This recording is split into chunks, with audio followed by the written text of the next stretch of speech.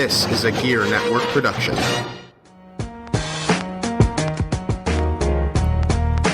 Ladies and gentlemen, it's your boy, Mr. Perez, and you're listening to the Better Live Than Dead podcast, brought to you exclusively on Gear Network. Listen in. Welcome to the Better Live Than Dead podcast, our second episode on the Gear Radio Network. Today I'm joined by a good friend, Mr. Perez. Ladies and gentlemen, I already said that, but how you doing? He's the man behind the new intro that we have. We're supposed to have it last week, but like I said last week, some technical difficulties, our pilot episode. We're on the road. We're ready to go. I've got Perez here today to talk about something interesting to me and to many people in the fantasy football world. But first, I want to mention to you, you can listen to the Better Live Than Dead podcast not only on GearNetwork.com, that's GERE Network.com, but you can hear us on iTunes, iHeartRadio, and now on Stitcher Radio as well. Ladies and gentlemen, we're making waves across the internet. Yes, yes, yes. Jump on the bandwagon before it is too late. Now, Perez, the question I want you to ponder. Well, first of all, before you pose this question to me, let me just say, it feels good to be back, man. Glad to have you back. And you know what? I'm thinking that from here on out, this may not be your only appearance on the Better Live Than Dead podcast. Sounds good to me. It's certainly, we've had podcast history, and things didn't work out the way we wanted it to. So take things into our own hands, make a podcast happen on our own. That's right.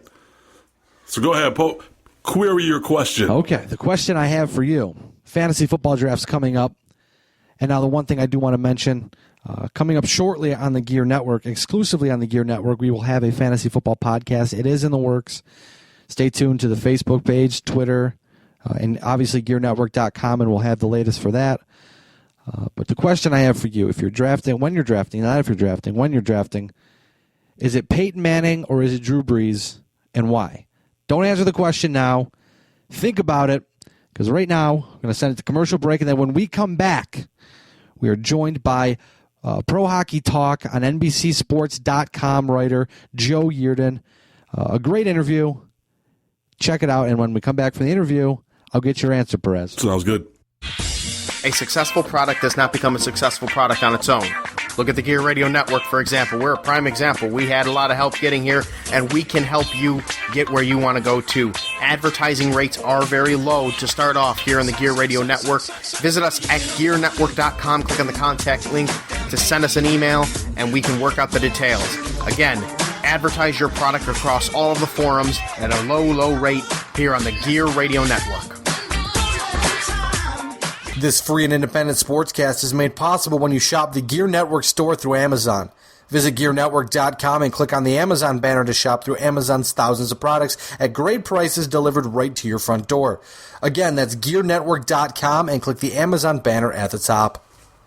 This is not a test. This is the punk rock prodigy Eric Emanon, and you are listening to Better Live Than Dead exclusively on the Gear Radio Network. Welcome back to Better Live Than Dead. Right now on the line, we are joined by Joe Yerdon of Pro Hockey Talk on NBCSports.com. He is at Joe Yerdon. That's Yerdon on Twitter. Joe, how you doing today? Doing great. Good to be on with you. Thanks for joining us. I know you had a little mishap where you slept in because you were up late last night, but it's okay. It's okay. I'm here. You're here. When vacation time rolls around, man, you got to take advantage. That's absolutely for sure. I was going to say, I'm here, you're here, it's all that matters. You spent last season in Buffalo. You got to see the Buffalo Sabres up close and personal. We saw they had a handful of off-season moves. So the first thing I want to ask you, was there anything this off-season that the Buffalo Sabres did that really stuck out to you and kind of surprised you?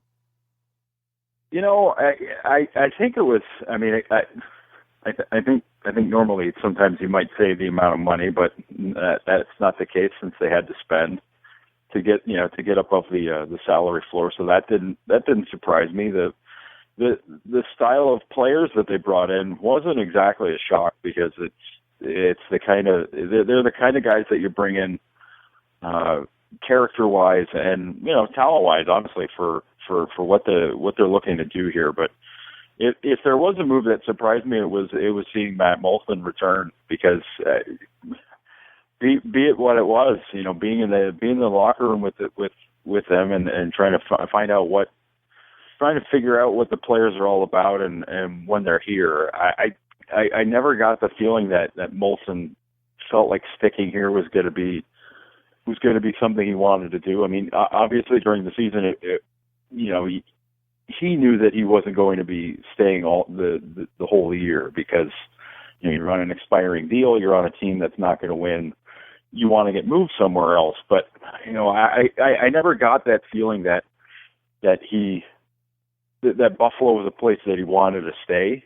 And I think a lot of that the contract stuff had to do with that. But seeing him come back, I mean, he's a Mississauga guy, so he's relatively close to home. I sort of discounted that. So seeing him come back is it's a great thing for the team because he played very well while he was here. But I'd say of any of the moves, I'd say that one was maybe the most surprising. But as you find out information later on, I really wasn't surprised at all. So I guess maybe I'm not quite as dialed in as I thought I was.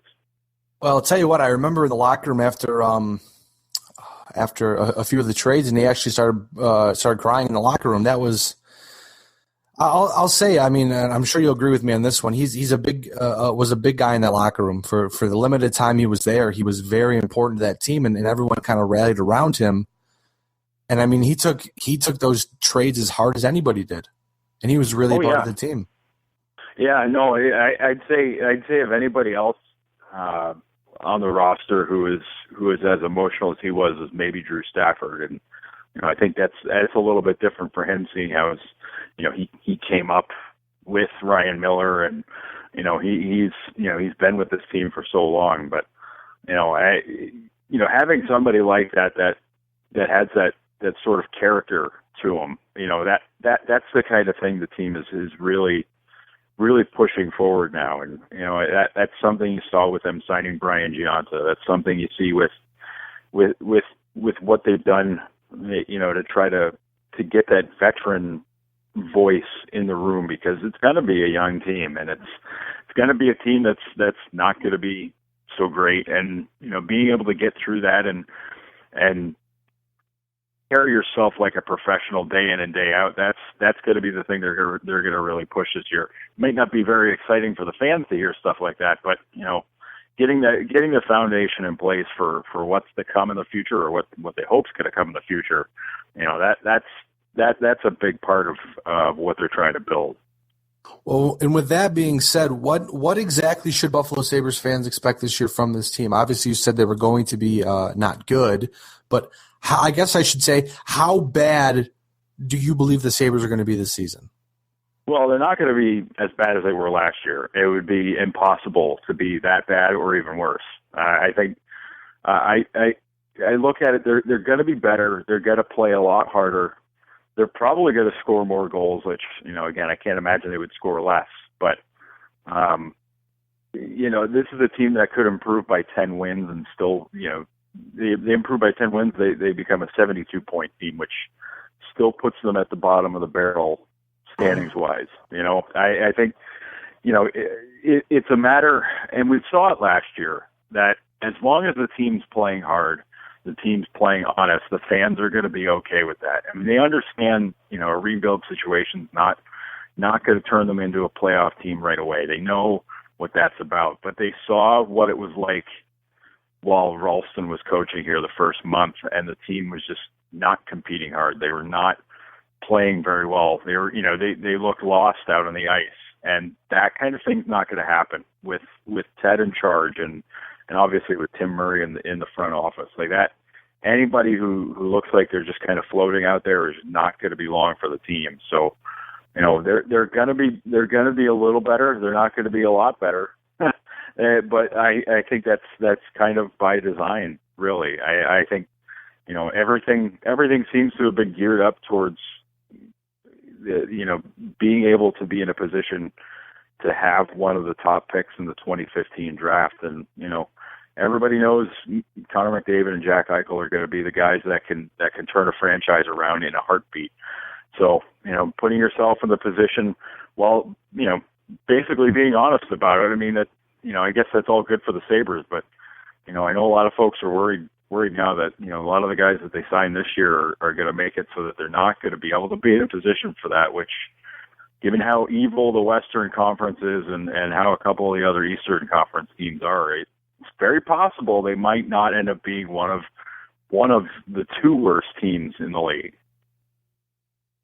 Building off of that one, I want to take a look behind the scenes now. There was an announcement, obviously, a couple days ago that you covered extensively over on at Pro Hockey Talk, that the Buffalo Sabres are going to be hosting the Scouting Combine for the next 2 seasons. Now, there's been some rumors flying around that this could possibly lead to the NHL Draft coming to Buffalo.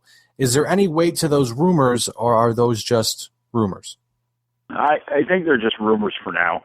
I think there are enough other teams out there that are hoping to host something like that. I mean, I think of the Coyotes out west, where I don't know that they've hosted a draft, or they haven't had an All-Star game out there. So those are two big events that now that they finally have a solid owner there, they might be looking to land that kind of an event that way. So teams like that are more in a position to put in a call like that. But you know what? The draft is a little bit of a different monster in that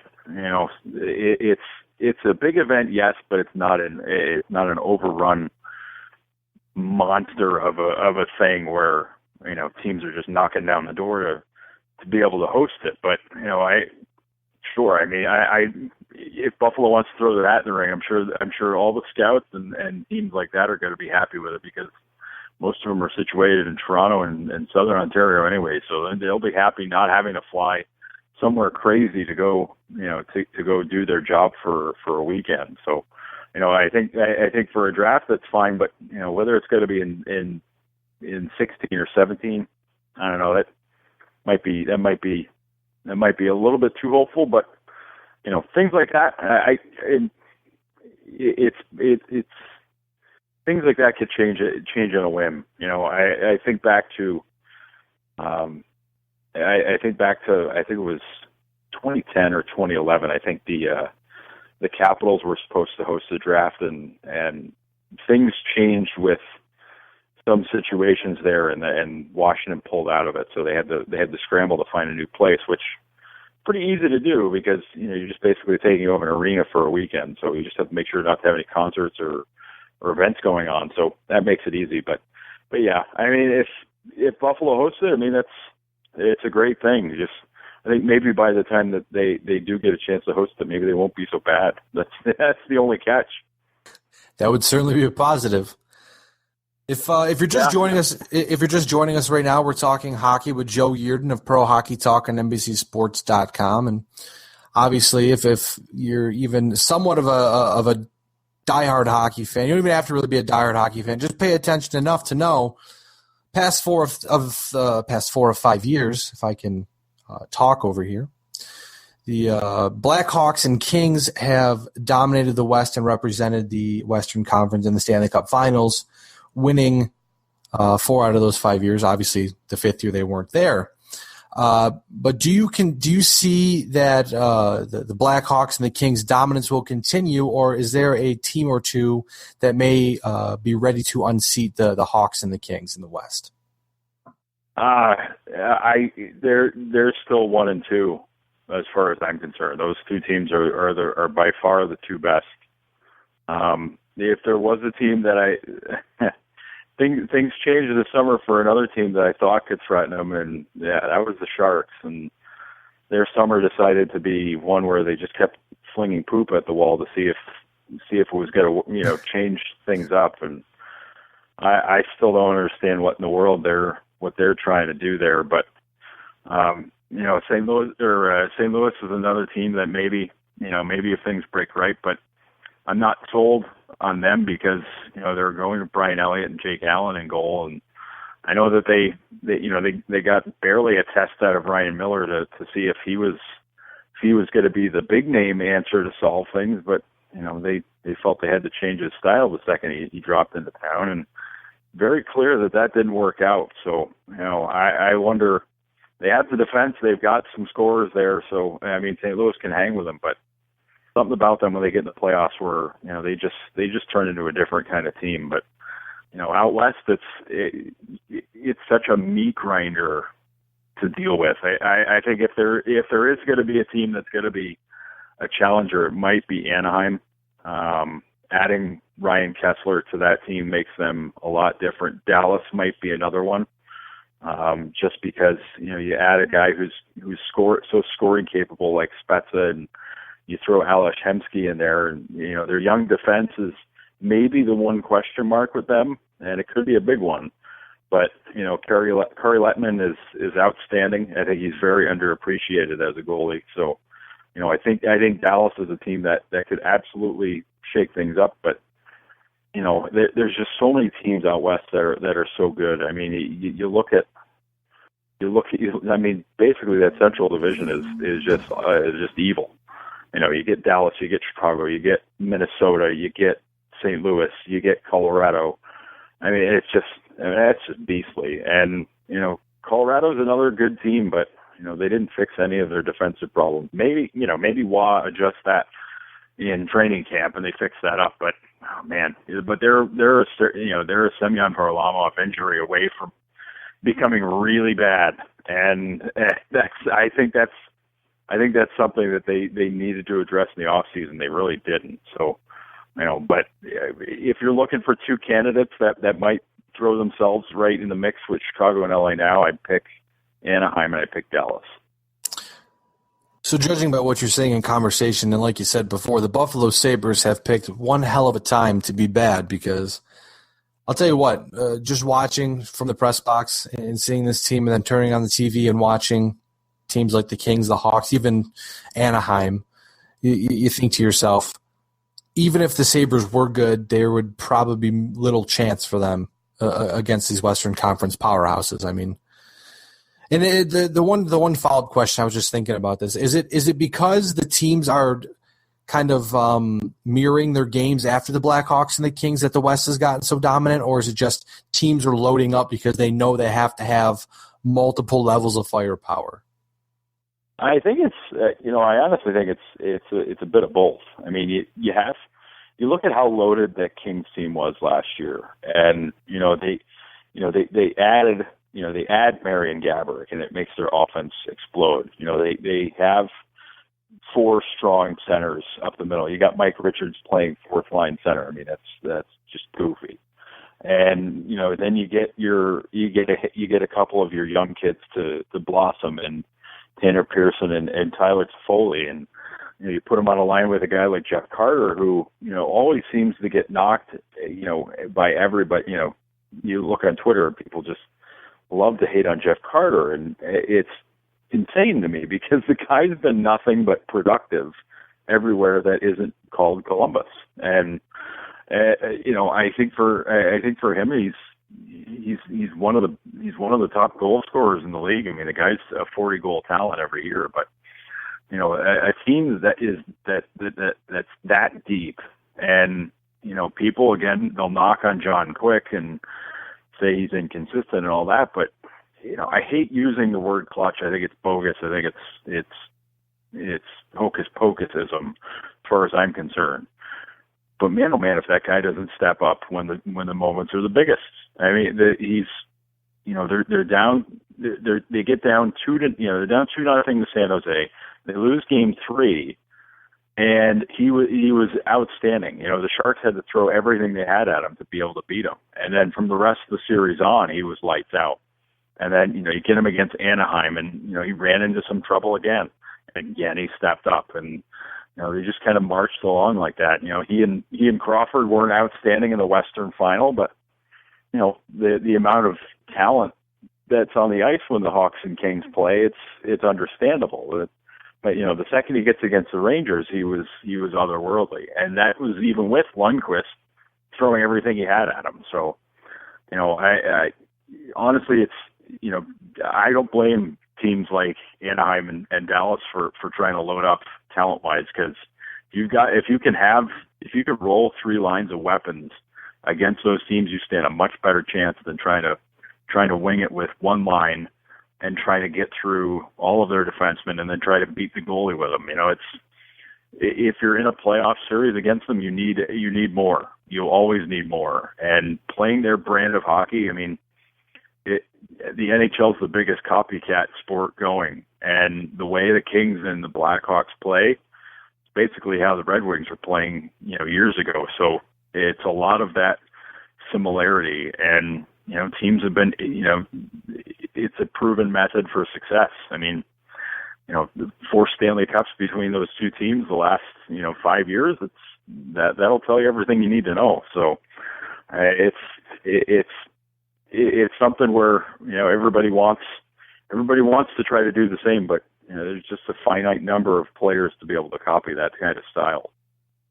Last question, and we'll let you go on this one. And it's kind of a broad question, so I do apologize in advance if you're a little off by it. But any teams or players that you see could exceed expectation this season? I know there's a few guys out there that people are stocks down on, teams that have stock down that could potentially blow out and have a great year. And before I let you answer the question, no, you cannot say Ville Leno.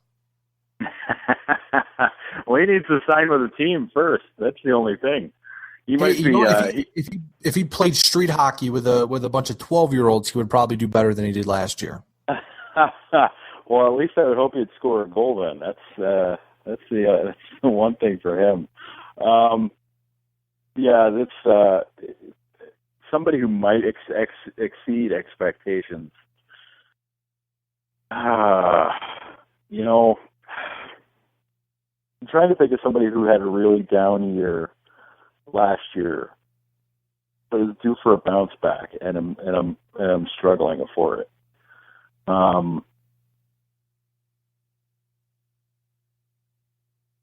It'd be easy to say.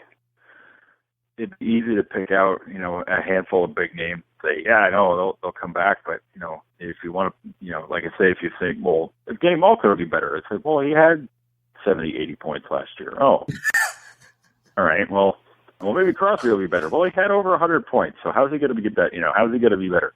I think you look at what Dallas did, and it's keep coming back to him. But I keep having this vision of Tyler Seguin having an even bigger season and making Boston look even more foolish for what they did in trading him. I could see Seguin having a 40 goal, 100 point type season, possibly. But you know what? The guy he was traded for, Louis Eriksson, he's going to get top line time with the Bruins. I could see him having a big bounce back year.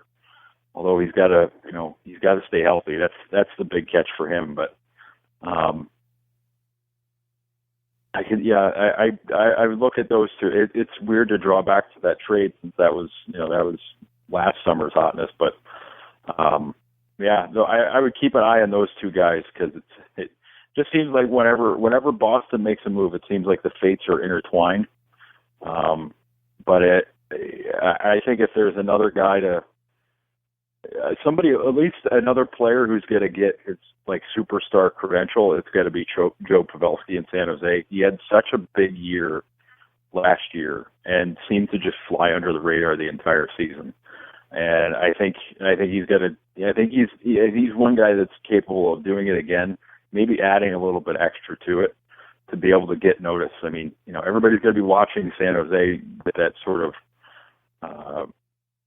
feeling of dread, waiting for the floor to fall out underneath them with all the Thornton and Marlowe stuff. But I think Pavelski, Couture gets all the headlines, but Pavelski's the guy that makes it go. And I think this year might be the year he finally starts getting recognized for that.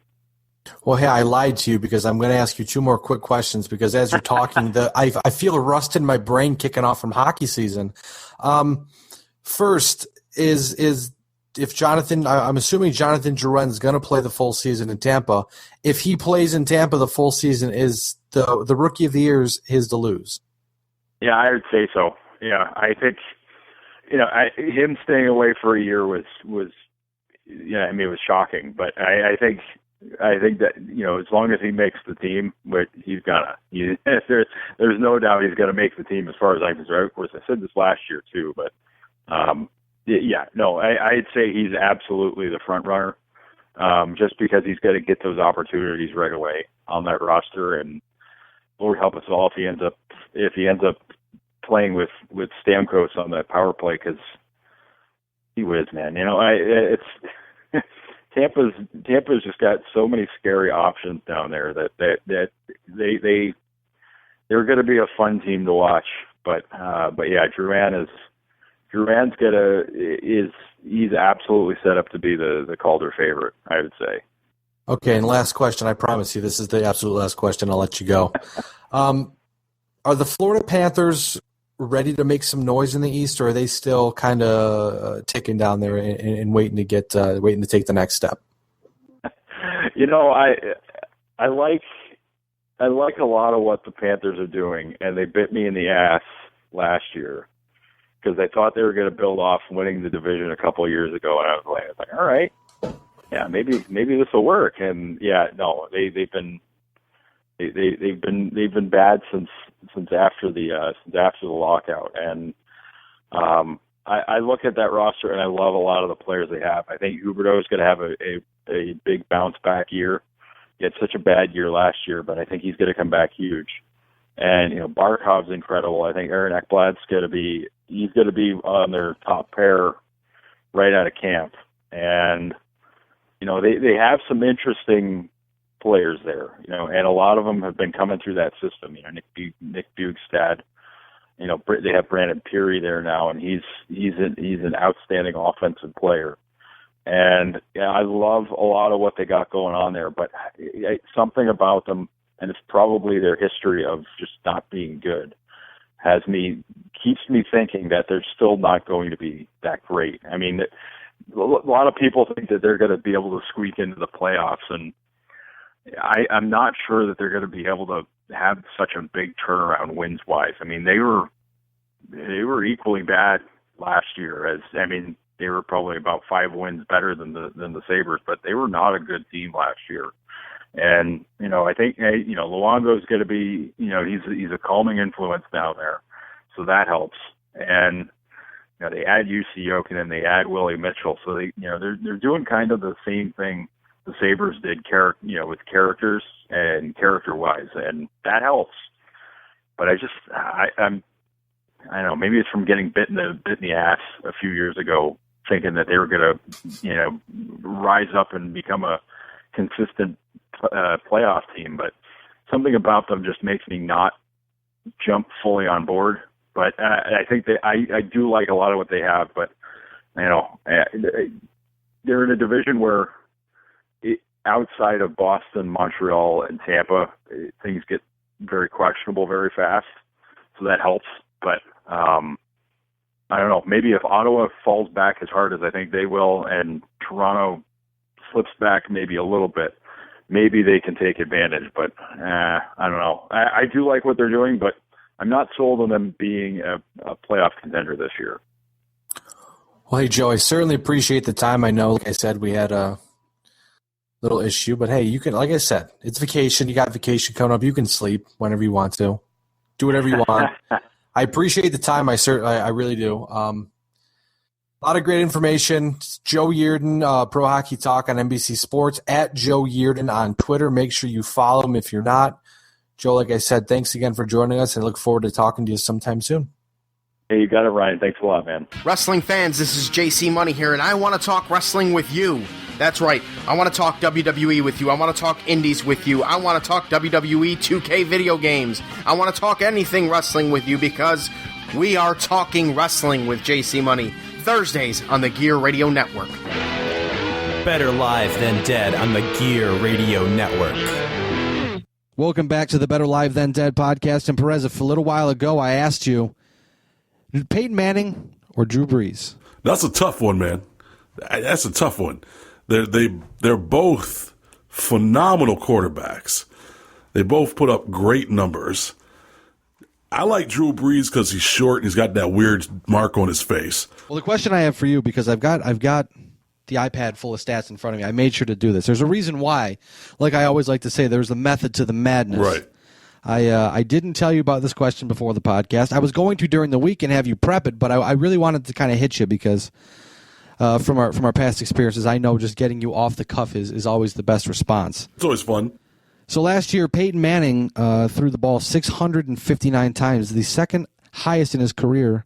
A couple of times. 2010, he threw it in 679. So there's looking at that alone with a guy who has had reconstructive neck surgery. They weren't sure if he was going to even come back from that. He came back like a beast. Oh, absolutely. That certainly raises some red flags for me. I mean, you look at last year, he had arguably the best season by any fantasy football player in the history of fantasy football. True. And then, if I was to draft Peyton Manning, I feel as if this would be the year he regresses. Well, I think I got to be honest with you. In the offseason, Denver's did a lot of work to their team. I think overall, Peyton Manning has better weapons at this point than Drew Brees does. Now, because it's fantasy football, obviously you're only doing it for so long. You don't go into the playoffs. So I think when you're looking at that aspect of things, I go with Peyton Manning all day. Now, I'm just going to throw these numbers at you because I did do some research last night. Go ahead. Peyton Manning's has 92 touchdowns in 32 career games for the Denver Broncos, including an NFL record 55 last year. Which was sick. He had 5,477 passing yards last season. He lost Eric Decker to the New York Jets, but he does have Demaryius Thomas, Julius Thomas, Wes Welker, among others. Right. Plus, they have Monte Ball in the backfield, who may open up some more. It might sound crazy when I say this, but Monte Ball in the backfield may actually open up some more passing opportunities for Peyton Manning. Well, yeah, makes sense. Now, on Drew Brees' side of things, he's going for his fourth straight 5,000-yard season. No reason to think why he wouldn't do it. Right. He's averaged at least 33 touchdowns per season since 2008. He has Marquise Colston, Jimmy Graham, and Kenny Stills. Now, the one thing about Drew Brees that I really like, that really sticks out to me and has for the past handful of years, he's very consistent. He hits the 4,000 to 5,000 yards, the 25 to 30 touchdowns. He does. There's some years where he has some interceptions, but he makes up for it. That's the thing I like about Drew Brees. So that's why I'm so conflicted. Right. No, I understand, man. And like I said, with the fantasy football season, because it's only so long, with those two guys, I got to be honest with you, it's kind of a push. You're going to get great numbers from both of them. I think this year, though, Peyton Manning's a little mad that he didn't win that Super Bowl last year. But that's another question, though, because you look at history. I mean, I know it's the Denver Broncos. I know they're stacked. They just added DeMarcus Ware, Aqib Talib, among others, on their defense, so they're better defensively. I mean, they lost Eric Decker offensively, but they drafted a few guys and filled the holes. But teams that have lost in the Super Bowl have statistically not done well the next season. That's another thing to add in. I mean, Peyton Manning can still go out and throw for 5,000 yards and still have a phenomenal season, but this is the problem I have. Being an educated sports fan, I know you are too. I look at statistics. I look at past history. I look at that. I don't just go on and sit down and go, you know what? I'm drafting 7th. Peyton Manning's the best at 7. I'm going to take Peyton Manning. I always try to overthink it. The chances of Peyton Manning being on the board at 7th is pretty slim. I got to be honest with you. I'll tell you what. I went on last night. Like I was telling you, I did a mock draft last night just to mess around in the rankings because usually I do my homework. I get the book. I sit down, Sports Illustrated. I sit down. I read it, look through it, get kind of an idea of where guys are going to go. Yeah, but a mock draft is just that. It's a mock draft. It's not a real draft. I mean, look at someone like JC Money, who's drafting like dead people in his drafts. Well, he does. So. Oh no, I'm not talking people I draft. I'm just talking looking at the listing of the players. Like when I went on there, and I'm thinking to myself that there are a handful of star running backs in this league. Just to get off task for a quick second, there are a handful of star running backs, but after that, it's just they're a dime a dozen. Well, see, you say it's a dime a dozen, but the problem is nowadays, if you look at the NFL, a lot of teams are going by running back by committee. They have 2, possibly 3 really good running backs, and they rotate them out. So if you have that one team that really focuses on one really good running back, you got to draft the running back because they could put up awesome numbers And if you're looking at a team like maybe the Pittsburgh Steelers this year, they got two really good running backs that are going to be rotating in and out. Well, they've already said flat out. I mean, I know there was a DUI arrest recently for the. Well, but they said before that happened, they said Le'Veon Bell would get the rushes, and then when they get down to the goal line, Garrett Blount would get the ball, which means and that takes away points from. That's a lot of points to take away. Exactly. And you know, they're going to be real chill about that, though, because, you know, they got busted with that weed in the car. They might not be playing a handful of games this season because I don't know if you heard about what Le'Veon Bell said. He said, I was not aware that you could get a DWI for being high. Well, we never said that NFL players were the most intelligent individuals they're not the smartest. He did go to Michigan State, but they're not that smart. I'm pretty sure he went to Michigan State. Yeah. So, but back to the quarterback thing. It's a tough question. It's a very tough question. I think at this point it's a push. I think either one's going to get you great numbers, but I think Peyton Manning wants to prove a point this year, and I think he's going to put up slightly better numbers. So I guess I'll rephrase my question. If Peyton Manning is available to you in the first round, take him. I'd take him. And if Peyton Manning's off the board in the first round, I'm taking Drew Brees. Take a good guy, take a really good guy, and then try to get Brees in the second round. No, I mean, you could do that, or you could take a quarterback. I mean, I'm not saying you have to take Peyton Manning or Drew Brees, but I'm just looking at. I took Colin Kaepernick. Speaking of JC Money, last season I didn't take a quarterback until later because I stacked the rest of my team. JC took Peyton Manning, and he didn't know that Peyton was going to have a good season. Right. I'm pretty sure it was JC who had Peyton last year. Whoever had Peyton, I Manning think it last was. year. And you just think about it, and your team can do great, but then when Peyton Manning throws up 50 or 60 points in a game, you're like, yeah, well, he does that. I'm not liking this. So right. Those are the kind of things that you think about when you go, well, how many, is Peyton, who's he playing against? Well, last season on fantasy football, Peyton single-handedly won a couple of games just by his own points. It was ridiculous.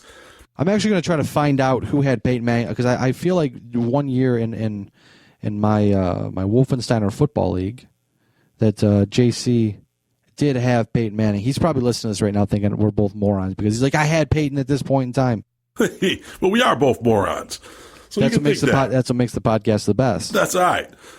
But So like we said, there's a fantasy football podcast coming up. If Perez was not invited, I'm sure now after this conversation he is invited. I'll be there. I am the advocate for Mr. Perez. I'm his agent. I'm his advocate. He'll be there. I'll make sure he's there. Peyton Manning versus Drew Brees. If you've got any thoughts on this, you can hit me up on Twitter at WolfSHC. You can find us on Facebook. It's better. It's facebook.com/BLTD Podcast. You can look me up on Twitter too at MRLG Perez. There you go. Hit us up on the Twitter. Hit us up on Facebook. Let us know what you think. Let us know who you drafted. We want to hear it. I don't really care. No, I'm just playing. You do care because we're going to sit back in a couple months and think, why the hell did I not draft that guy? Yeah, really. And you know what? There's a couple guys coming out of college this year that look like they're going to be awesome. Oh, yeah. Johnny Manziel. No, I'm just playing with that. By the way. That's a. He's going to be a beast. If that's what you're going with, then I think you've just been disinvited to the podcast. Hey, listen. If I want to go with someone who's going to get himself in consistent trouble this year, I'm going with Johnny Manziel. If he wants the highest cocaine to football ratio, you flicking the bird to everybody. Exactly. Well, hey, we'll be right back after this commercial break. Don't go anywhere. While you're listening to this podcast, make sure you follow us on social media. You can follow me at WolfSHC on Twitter. You can also follow Mr. Perez at MRLG Perez. Make sure to like the podcast on Facebook. That's facebook.com/BLTD Podcast. And make sure to follow Gear Network on Twitter at GERE Network. This is Mark House, and you're listening to Better Live Than Dead, exclusively on the Gear Radio Network. Welcome back to the Better Live Than Dead podcast. We are closing up shop this week on another successful podcast. Yes. First off, I would like to thank the man across the room from me, Mr. Perez, for joining us today and for recording the intro. Well, thank you for having me. We'll have you back sometime soon, I'm sure. Sounds good. I want to thank Tony and Katie at Fortune Studios for helping out produce the podcast this week. Thank you. I want to thank John, Mr. JC Money over at the Gear Network. I my boss for making this possible. What's up, guys? And I want to thank everybody out there in Radio Land, iHeartRadio Land, iTunes, Stitcher Radio, Internet Land for listening. For Mr. Perez, I am Ryan Wolf. You are not. Adios. Saying we're going to try to do better next week. Have a great week, everyone. Thanks again for joining us.